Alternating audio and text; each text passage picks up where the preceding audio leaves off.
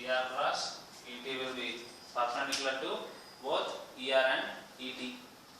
So it will be R into FT into, there will be a unit vector which is perpendicular to both of them.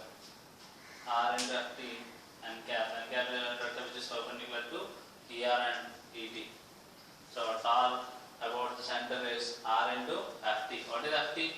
FT is nothing but FT is equal to M into AT. So M into R alpha is equal to MR alpha. So if you write here R into MR alpha into N cap is equal to M R square alpha into N cap.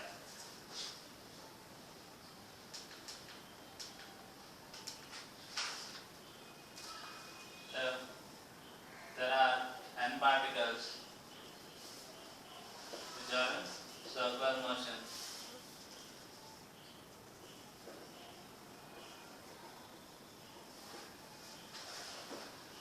Whose masses are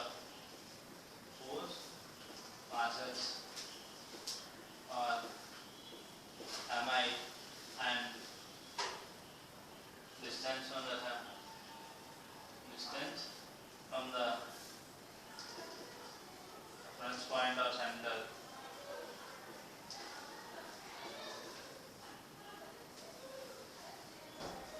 is Ri, then torque is equal to sum of all individual torques. So it will be M1 R1 square alpha plus M2 R2 square alpha, so on to Mn Rn square alpha.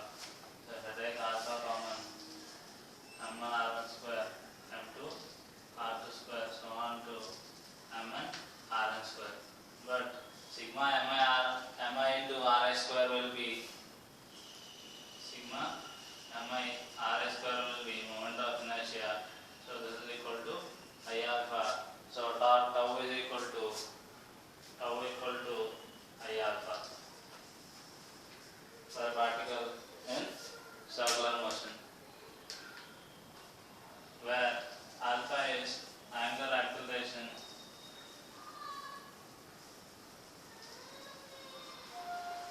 and I is the moment of inertia of all masses about the reference point.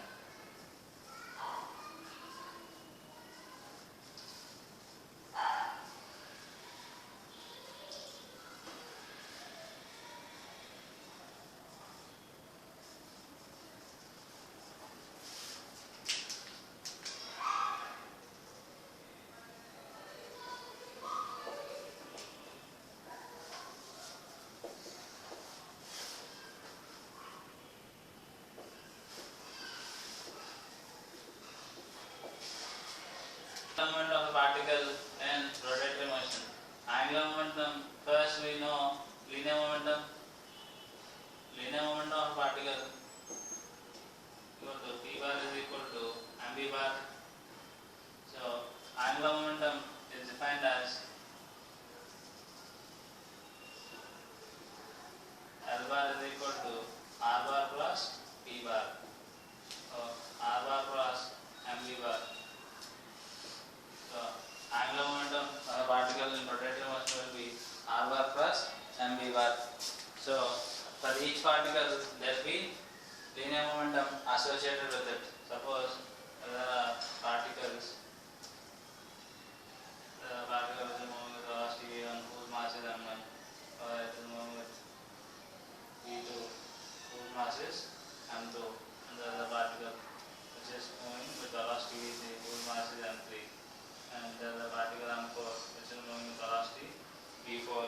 If you want to calculate angular momentum, you can calculate angular momentum about a reference point, whatever point we are interested in, maybe ABC or ABCD or any of the other point. So if we want to define with respect to O, so we have to first calculate what is the distance to those points. So as you see these OA bar is this. So you have to define, you have terms of I and j again, OB in terms of I and j, OC in terms of I and j, OD in terms of I and j. So you have to define them, and then we have linear momentum for each particle. P1 bar is equal to m1 into P1 bar. R1 bar can be calculated as suppose x1 I cap plus y1 j cap. So here velocity is in both along at an angle phi with x-axis. So it will have both the components. So again V1 can be split as V1 bar is equal to V1 cos phi 1 I cap plus V1 sin phi 1 j cap.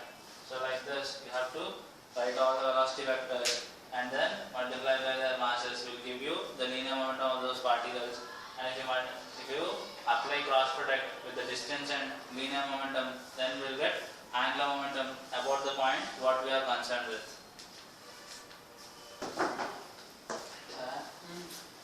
Angular momentum of particle in circular motion.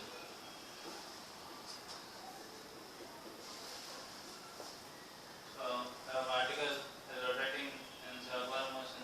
This will be V. So V bar is equal to R omega into Et cap. This is velocity. So V bar is equal to mv bar. So mr omega into Et cap. But R bar is equal to R bar R into Er cap. So angular momentum L bar is equal to R bar plus P bar R into Er cap plus mr omega into Et cap. So mr square omega into Er bar plus Et cap. So this is again a normal vector perpendicular to both Er and Et. Initially we saw torque is also perpendicular to Er and Et both. So angular momentum, magnitude of angular momentum is mr square omega. So if there are n masses, and their masses are mi, so m1 and 2 so on to mn, and the radius from the reference point is r1, r2, r3 so on to rm, then total angular momentum will be l1 plus l2 so on to ln. This is equal to mr square r1 square plus so on to mn rn square into omega, which is equal to sigma mi ri square into omega, I running from 1 to n. So sigma mi square is nothing but sigma mi into ri square is nothing but moment of inertia. So L is equal to I omega. So for a particle in circular motion, angular momentum is equal to I omega, where I is the inertia about the center and omega is the angular velocity with which the body rotates. Relation between angular momentum and torque.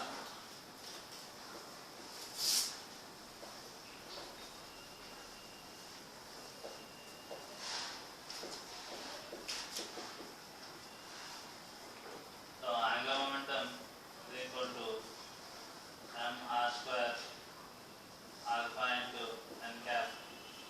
Torque is equal to mr square omega into n cap.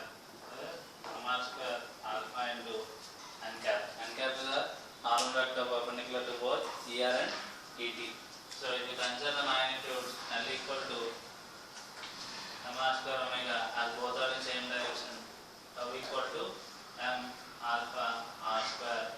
So even L equal to I omega, tau equal to I alpha.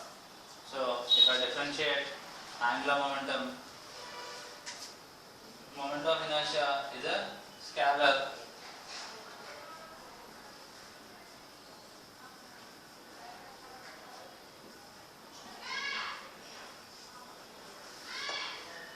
So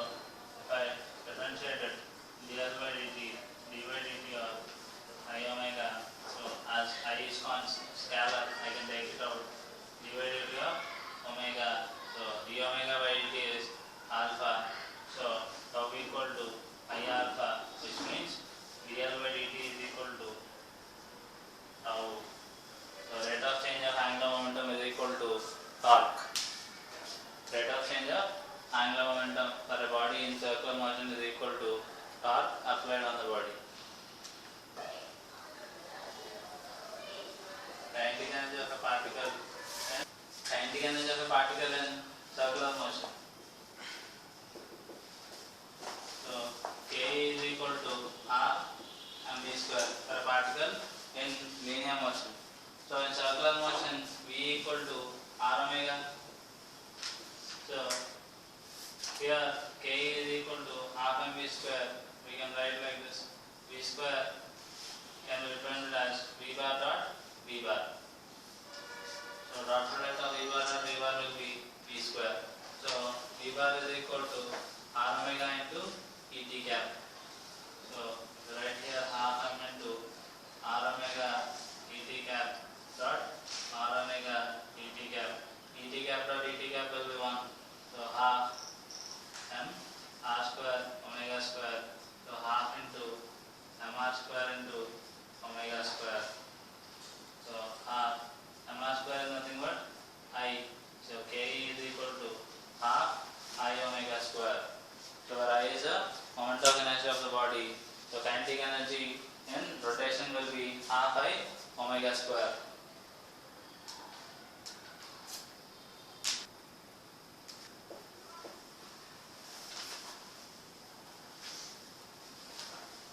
Work done and power delivered by a body in rotatory motion.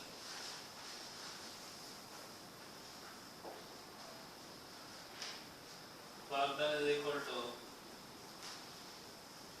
change in kinetic energy from work energy theorem. Change in kinetic energy from work energy theorem. So work done is equal to delta K.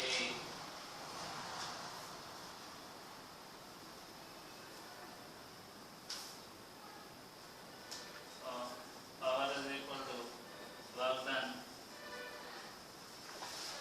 by time. So this is equal to delta K by delta T. So this is equal to d by dt of K. K is the kinetic energy in rotator motion will be half I omega square. So as I is a constant, so half I into d by dt of omega square. So half I into 2 omega d omega by dt. So I omega into d omega by dt. D omega by dt is alpha. So I omega into alpha.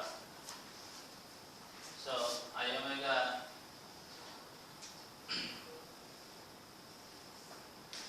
I alpha will have a formula and I omega will have a formula.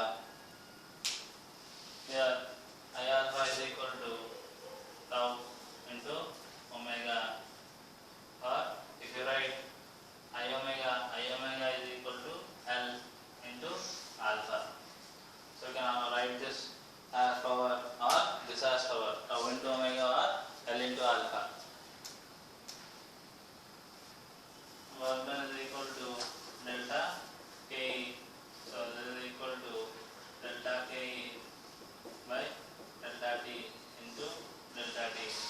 So this I can write as d by dt of K into dt. So d by dt of K is I alpha omega into dt. So I alpha is tau, omega is d theta by dt into dt. So this is equal to tau into d theta. So work done is equal to, if you are moving from theta 1 to theta 2, so you can write integral of theta 1 to theta 2 tau into d theta.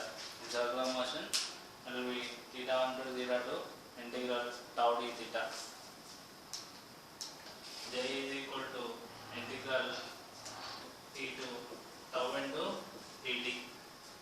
Angular impulse is defined as integral of t1 to t2 integral tau dt. This is equal to t1 to t2. Tau is nothing but dl by t. Integral t1 to t2 tau equal to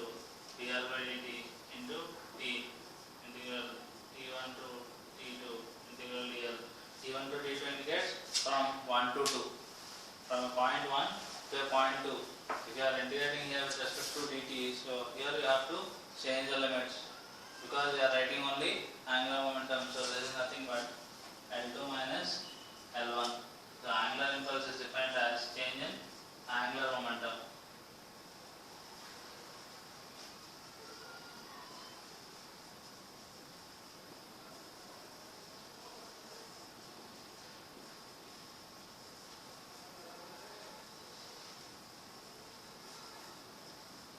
So if you compare this definition with the definition in linear motion, impulse in linear motion is defined as integral t1 to t2 f dt.